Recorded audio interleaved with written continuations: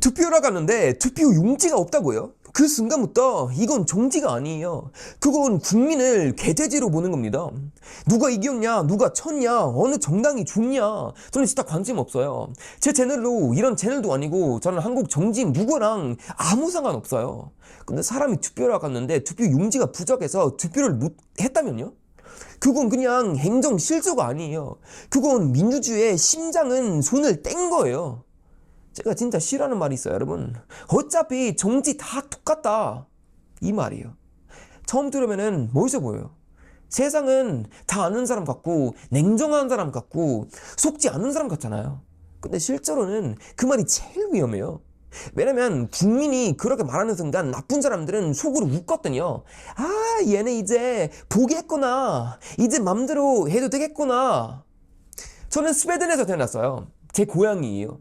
그래서 스웨덴은 그냥 욕하고 싶은 거 아니에요, 여러분. 오해하지 마세요. 근데 제가 스웨덴에서 느꼈던 제일 무서운 감정이 뭐였는지 아세요, 여러분? 사람들이 너무 착하고 너무 조용하고 너무 믿어요. 정부가 뭔가 이상한 짓을 해도 언론이 뭔가 이상하게 말해도 사람들이 아 설마 라고 해요. 그래도 우리나라는 괜찮겠지. 그래도 시스템은 있겠지. 그래도 누군가가 알아서 하겠지. 근데요, 나라가 망가질 때는 영화처럼 갑자기 탱크가 들어오는 거 아니에요. 사람들이 귀찮아서 입을 닫는 순간부터 조금씩 식는 거예요. 제가 미국에 살았을 때는 비슷한 걸 봤어요. 사람들은 매일 자유를 말해요. 국기 걸고, 교회의 자유 말하고, 권리 말하고, 헌법 말해요. 근데 선거만 나오면은 바로 전쟁이에요. 한쪽은 저쪽은 거짓말 한다고 하고 저쪽은 이쪽은 조작한다고 하고 서로를 사람으로 안 봐요.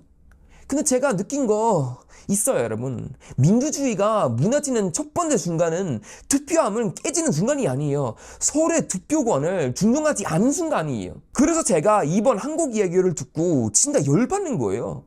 누가 어떤 후보를 찍으려고 했는지 저는 몰라요. 솔직히 알 필요도 없어요. 그 사람들은 좌파인지 우파인지 보수인지 진보인지 나이 많은 사람 젊은 사람인지 저한테는 중요하지 않아요.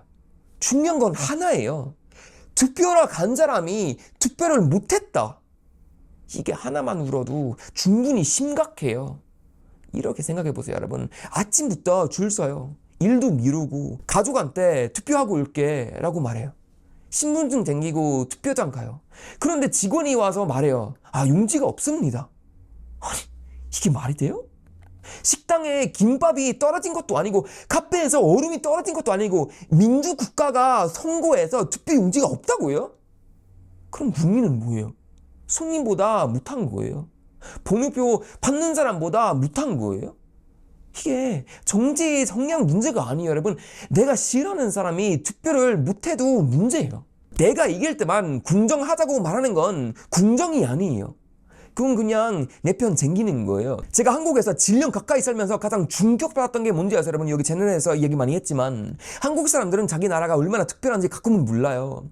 밤에 혼자 걸어갈 수 있는 건, 카페 노트북 두고 화장실 갔다 올 수 있는 건, 공무원한테 항의할 수 있는 건, 유튜브 켜고 정부 욕할 수 있는 건, 길거리에서 집회할 수 있는 건 이거 그냥 하늘에서 떨어진 게 아니에요. 누가 피 흘리고 누가 감옥 갔고 누가 맞았고 누가 평생 욕 먹으면서 지켜낸 거예요. 근데 웃긴 건요, 이런 권리가 있을 때는 제일 가볍게 보여요. 사라지기 전까지는 사람들이 굶을 줄 몰라요. 전기처럼요. 매일 불 켜져 있으니까 아무 생각 없어요. 근데 갑자기 밤 불이 꺼지면은 그때는 알죠. 아, 이거는 원래 당연한 거 아니었구나. 투표권도 똑같아요. 매번 투표할 수 있으니까 별거 아닌 것 같죠, 여러분? 근데 한 번이라도 누가 와서 오늘은 못합니다 라고 말하는 순간 그건 그냥 중이 한 장 문제가 아니에요. 내 목소리를 입 안에 다시 밀어넣은 거예요. 저는 호주에 살면서도 이런 걸 많이 느껴요. 여기 사람들이 정치 욕 많이 해요. 근데 동시에 너무 변해요. 너무 느긋해요. 아, 뭐 어떻게든 되겠지. 정부가 알아서 하겠지. 이런 분위기가 있어요. 스웨덴도 그랬고 미국도 그랬고 많은 나라가 그랬어요. 근데 시민이 너무 변해지면은 권력은 변하게 사람을 무시해요. 이건 어느 나라가 똑같아요. 권력은 빈틈을 봐요. 국민이 화낼 힘이 있는지 봐요. 국민이 끝까지 따질 사람인지 봐요. 그리고 국민이 조용하면은 더 밀고 들어와요. 제가 진짜 하고 싶은 말을 이거예요, 여러분. 중립이라는 건 입 닫는 게 아니에요. 중립이라는 건 양쪽에 같은 기준을 적용하는 거예요. 내 편이 비해보면은 분노하고 반대편이 비해보면은 비웃는 건 그건 중립이 아니에요, 여러분. 오해하지 마세요. 그건 사고려 밴덤이에요. 민주주의의 스포츠 경기처럼 보는 거예요. 우리 팀 이겼으니까 됐다. 아니에요. 나라가 축구팀이에요, 여러분. 국민 권리가 응원분이에요? 제가 만약 한국 사람이었고 투표장에 갔는데 투표 용지가 없어서 못 찍겠다고 생각해보세요. 저는 미칠 것 같아요, 여러분. 그냥 화나는 정도가 아니에요. 사람이 무시당했다고 느낌이 들 거예요.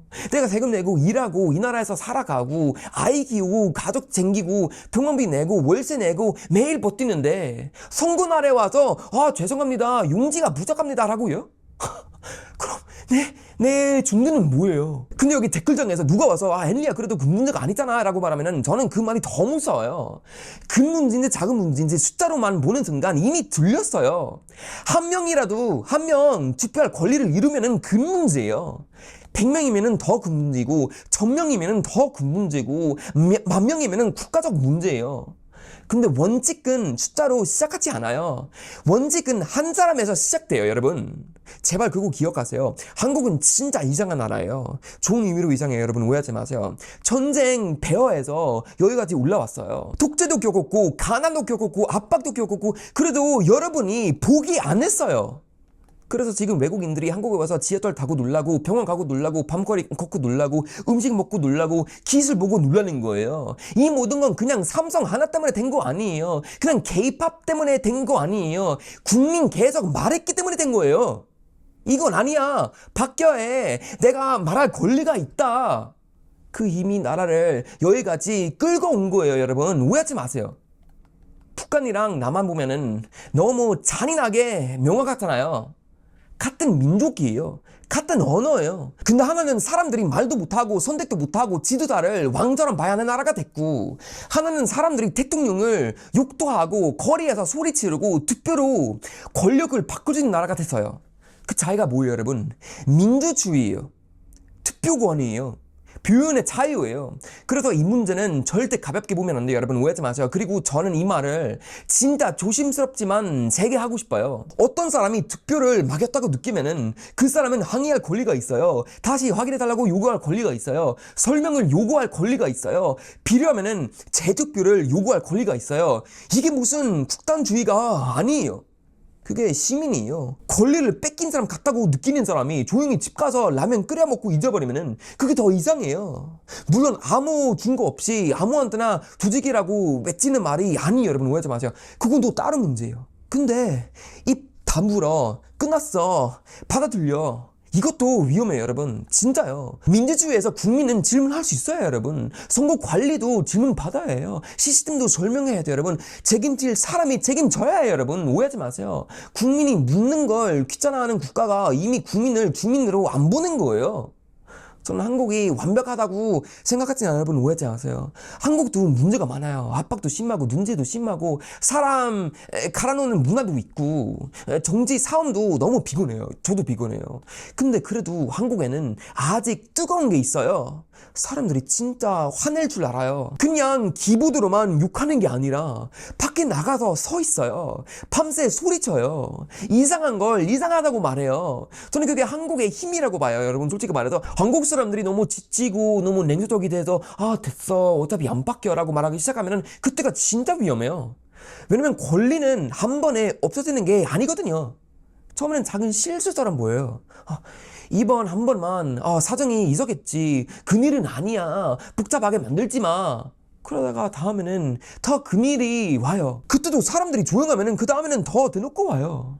나쁜 시스템은 여러분 국민이 피곤할 때 자라요. 사람들이 생계 때문에 바쁘고 정치 지겹고 싸우기 싫고 욕먹기 싫을 때 그 틈으로 들어와요. 그래서 저는 이 문제에서만큼은 부드럽게 말하고 싶지는 않아요, 여러분. 솔직히 말해서 투표권은 예의 있게 빌려쓰는 서비스가 아니에요, 여러분. 제발. 국가가 기분 좋을 때 나눠주는 쿠폰도 아니에요. 국민의 권리예요. 권리라고요. 그리고 권리는 누가 실수했다고 사라지면 안 돼요. 준비가 부족했으면은 책임져야 해요. 설명이 부족했었으면은 설명해야 돼요. 사람이 투표를 못했으면은 그 목소리를 어떻게 회복할지 답을 내야 돼요. 여러분, 저는 스웨덴 사람이고 한국 국적도 없고 한국 선거에 투표도 못해요. 그러다 누군가는 여기 댓글장에서 분명히 말할 수 있어요. 헨리야, 너 그냥 빠져. 뭐 하는 거야? 근데 저는 이렇게 말하고 싶어요. 제가 한국을 7년 가까이 살면서 사랑하게 된 이유가 바로 이거였어요. 한국 사람들은 가만히 당하는 사람들이 아니었어요. 억울하면은 말하고, 이상하면은 따지고, 뜨거우면은 거리로 나가고, 나라가 잘못하는 것 같으면은 그냥 넘기지 않았어요. 그게 멋있었어요. 진짜 멋있어요, 여러분. 그게 제가 한국을 둔중하게 만든 이유였어요. 그러니까 제발 이걸 좌우사음으로만 만들지 마세요. 이건 누구 편을 드는 영상도 아니고, 저는 누구를 찍으라고 말하는 것도 아니에요. 누구를 미워하라고 말하는 것도 솔직히 아니에요, 여러분. 제가 말하는 건 훨씬 단순해요.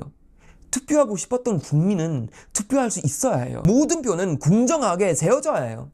문제가 있었다면 설명해야 돼요. 책임질 일이 있으면 책임져야 해요. 그리고 국민은 끝까지 물어볼 권리가 있어요. 이걸 잃으면 여러분 끝이에요. 진짜 끝이에요.